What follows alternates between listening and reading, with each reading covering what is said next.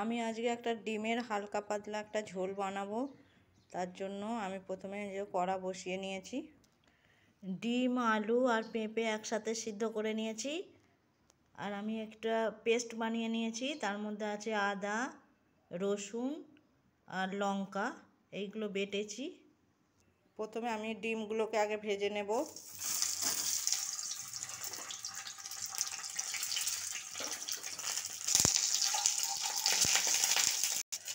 ডিমগুলো আমার ভাজা হয়ে গেছে, এবার আমি তুলে নেব। এবার আমি একটু জিরে ফোড়ন দিয়ে পেঁয়াজ দিয়ে দেব। পেঁয়াজগুলোকে ভালো করে নাড়িয়ে নেব, নাড়িয়ে ভেজে নেব। একটু নুন ছড়িয়ে দিলাম। ভালো করে ভাজা হওয়ার জন্য আমি ঢাকা দিয়ে দিলাম।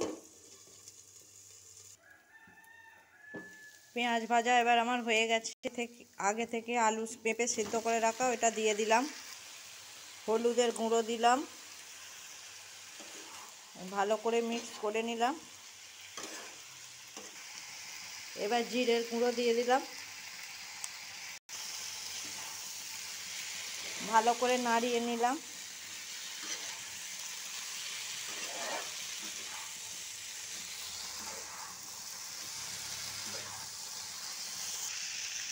আর একটু নুন দিয়ে দিলাম।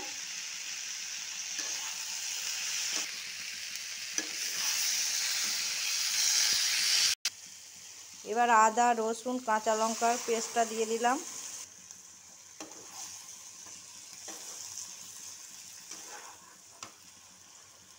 পরিমাণ মতো জল দিয়ে দিলাম।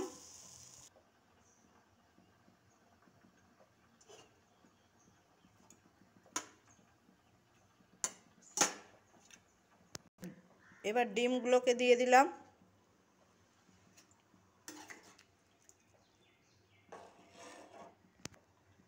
ঢাকা দিয়ে দিলাম। আমি ধনেপাতার গাছ বাড়িতে লাগিয়েছি, চলো সেখান থেকে দুটো ধনেপাতা তুলে নিই। এই যে আমাদের ধনেপাতা গাছ, এখান থেকে আমি পাতা তুলে নেব। এই পাতাগুলো আমি নিয়েছি, এগুলোতেই হয়ে যাবে। ধনেপাতাগুলো আমি ধুয়ে বেছে আর কেটে কুচিয়ে নিয়েছি। ঝোল আমার ফুটছে। ডিমের ঝোল আমার রেডি হয়ে গেছে। এবার আমি ওপর থেকে ধনেপাতা কুচি ছড়িয়ে দিলাম, দিয়ে একটু নাড়িয়ে নেব। এবার অল্প কিছুক্ষণ ঢাকা দিয়ে আমি রেখে দেব। ডিমের পাতলা ঝোল আমার হয়ে গেছে।